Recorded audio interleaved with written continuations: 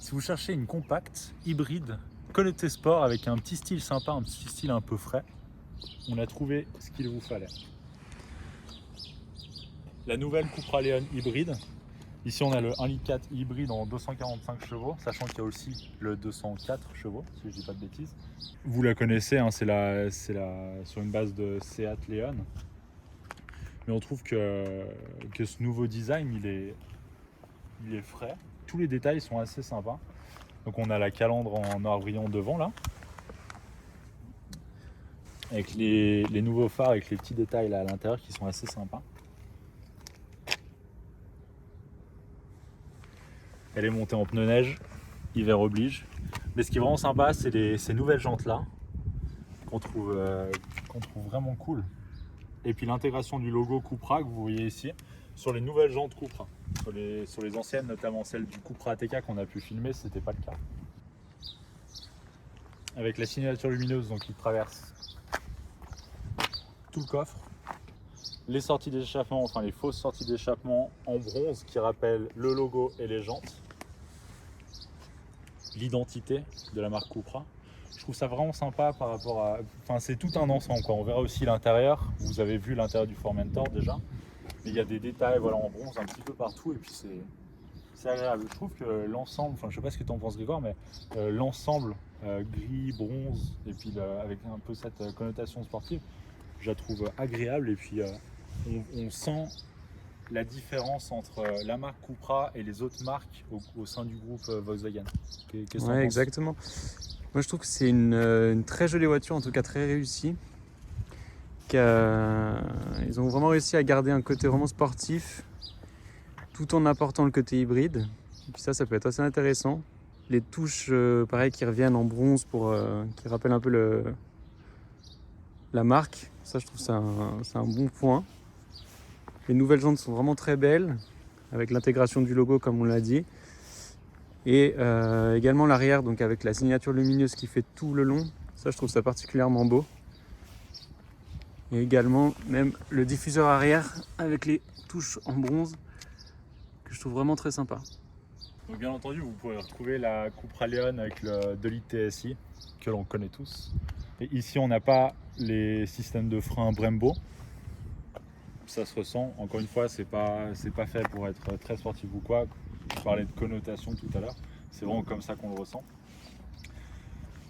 Avec ici juste de quoi brancher votre prise, donc que ce soit à la maison ou sur un branchement officiel entre guillemets. Voilà, donc on se parlait aussi tout à l'heure avec Quentin sur le positionnement en fait, de ce véhicule. Et c'est vrai qu'en fait ils ont gardé en fait, un petit côté sportif, mais en apportant l'hybride en fait, à la sportivité. Je trouve que ça c'est un bon point. Après comme on a dit, si vous voulez vraiment quelque chose de beaucoup plus radical, il y a le 2 litres TSI qui est présent. Donc en gros même voiture mais avec un moteur donc seulement thermique bien sûr et un peu plus puissant. Ça après voilà, ça peut être un entre-deux entre la sportivité et puis l'électricité, moteur électrique. Donc ça peut être un bon compromis entre les deux. Ouais, exactement, comme disait Grégoire juste avant, c'est quand on conduit ce véhicule en hybride qu'on comprend en fait où est-ce que Cupra veut aller. On a une référence avec le 2 litres TSI, 300 chevaux, et puis après voilà, on garde cette connotation de sportivité sur des moteurs hybrides qui sont très demandés en ce moment. Et ça se comprend tout à fait. Et puis l'ensemble, le résultat est très bon et très agréable. Voilà, donc maintenant on va regarder donc au niveau du moteur. Alors l'ouverture se fait à ce niveau-là. Hop.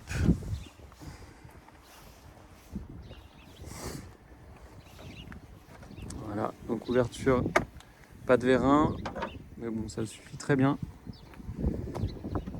Donc comme on disait, Quentin tu me rappelles c'est bien 1,4 litre hybride. Donc avec une partie plutôt à gauche qui ressemble au thermique, avec le turbo qui est au fond, par ici. Et donc tout l'apport électrique avec les câblages de ce côté-là.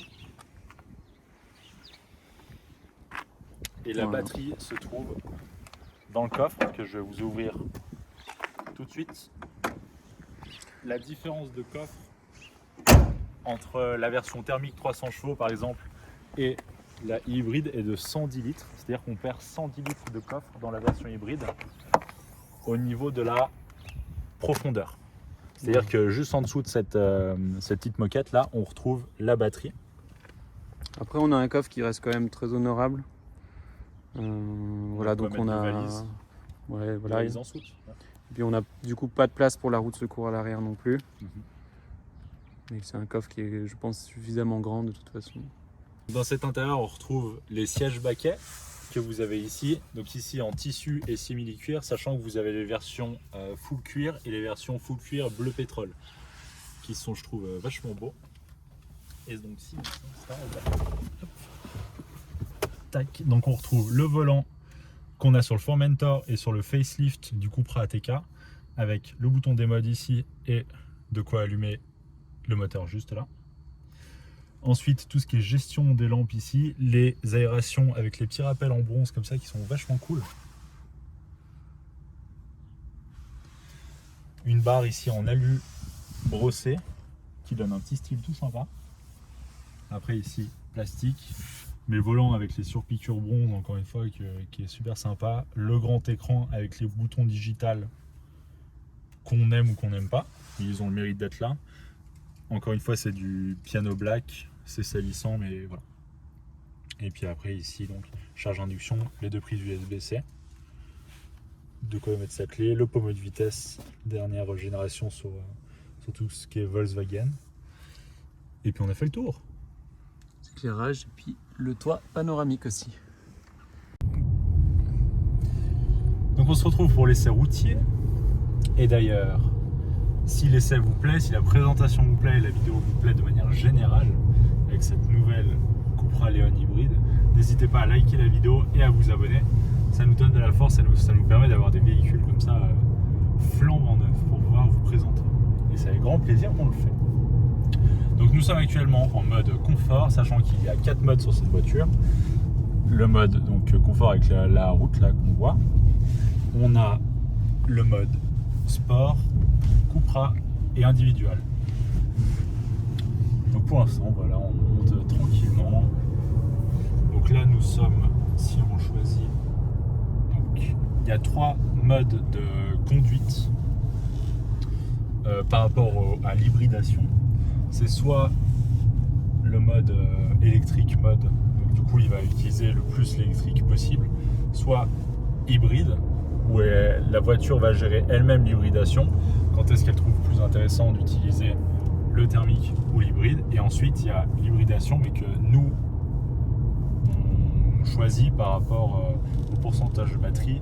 Enfin, plus on va tendre vers la droite concrètement, moins on va utiliser l'électrique, et plus on tend vers la gauche, plus on va utiliser l'électrique, notamment quand on est en ville, quand on se balade dans des parkings, des choses comme ça. Donc comme on est en mode confort, tranquille, en mode automatique, pas palette. Et on va monter donc le Salève que vous commencez à connaître sur la chaîne. Et puis on va se mettre en mode sport. Donc nous vous prévenons tout de suite. Le son est spécial, discutable disons. Donc on vous laisse réagir en commentaire. Là je mets le mode sport maintenant. On vous laisse réagir en commentaire par rapport à ce que vous en pensez. Vous nous dites tout ça juste en dessous.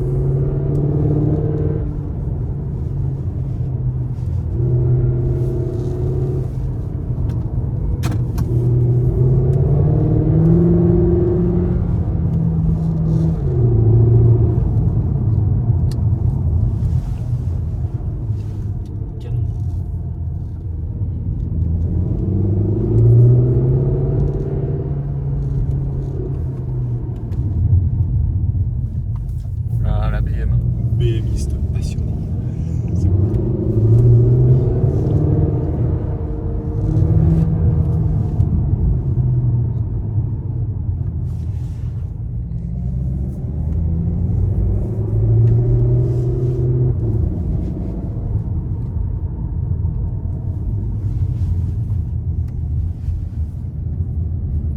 Faut bien garder en tête que c'est un petit 1,4 litre. Hein.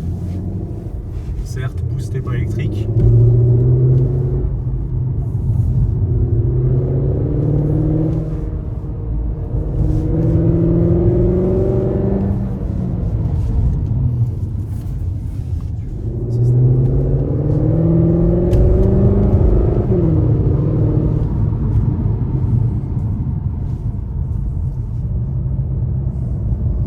Et nous allons procéder à la mise en marche du mode Cupra.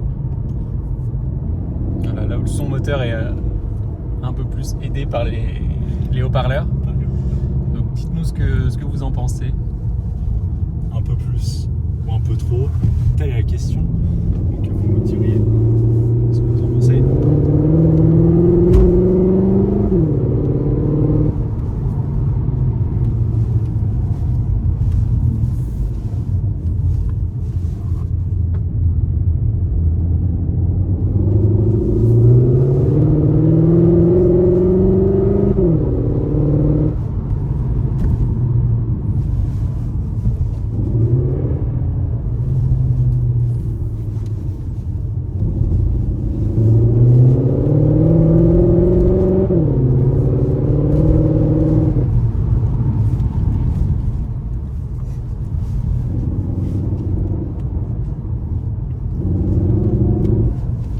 Cycliste.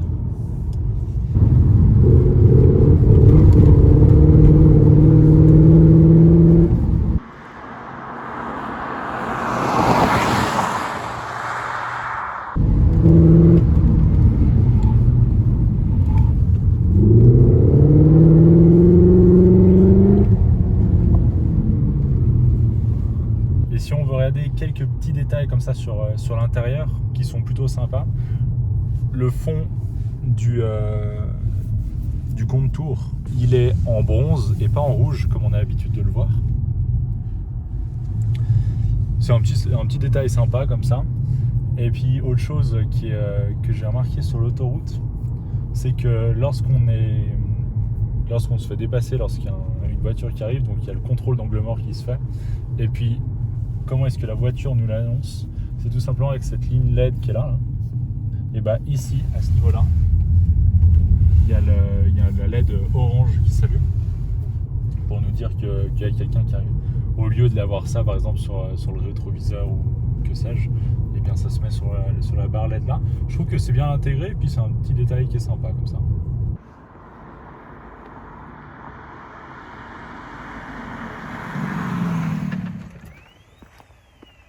Cette vidéo touche à sa fin. Merci d'avoir regardé la vidéo sur cette nouvelle Cupra Leon hybride. Nous, ça a été vraiment un plaisir de la conduire. Grégoire, t'en as pensé quoi overall?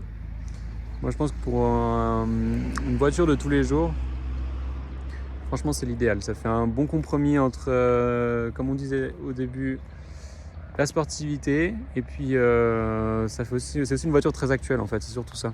Une voiture un peu sportive, juste ce qu'il faut pour s'amuser, comme je pense que vous avez pu voir dans les vidéos avant. Et aussi qui lie en fait l'électrique maintenant, qui je pense c'est, je dirais pas obligatoire, mais qui est un peu aussi un effet de mode bien sûr, mais qui je pense permet d'avoir aussi des nouvelles sensations très sympas en fait pour la conduite. Donc non, je pense que c'est un véhicule vraiment réussi, lequel j'ai pris plaisir à conduire en tout cas. Moi de même. Dites-nous en commentaire ce que vous en pensez juste en dessous dans la vidéo. N'oubliez pas de liker, de vous abonner et puis de vous abonner au Instagram qui est juste en dessous.